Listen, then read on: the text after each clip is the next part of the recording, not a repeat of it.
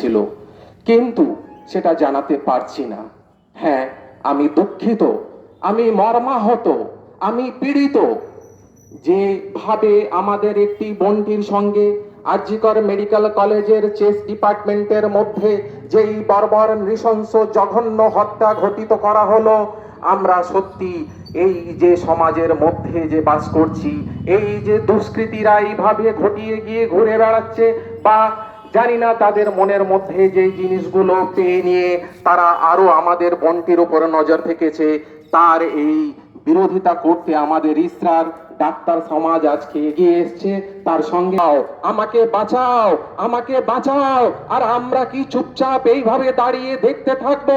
না, আমার বিবেক সেটা আমাকে অ্যালাউ করবে না, আমাদেরকে উঠে দাঁড়াতেই হবে। আজকে সেই দিন চলে এসছে।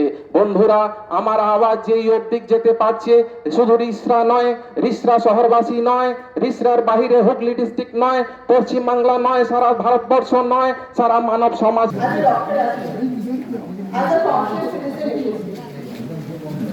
এই যে গ্রুপের ঘটলো আরকি করে, এটা আমাদের সবার কল্পনার বাইরে। কেউ আমরা স্বপ্নে ভাবিনি যে একদিন এরকম একটা দিন দেখতে হবে। এই হাসপাতালের মধ্যে দিয়ে আমরা কত রাত এখন এত সিকিউরিটি এত যে ধরনের ঘটে গেল, আপনাদের বিশ্লেষণ করি তাহলে আমরা দেখতে পাবো যে সেখানে একটা বড় যত্ন কাজ করছে, কিছু না করে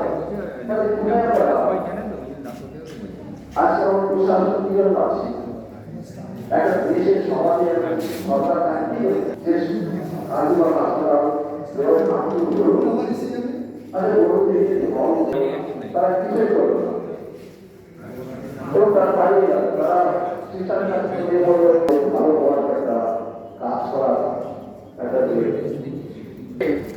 আমরা এগিয়ে যাব আমরা থানার দিকে।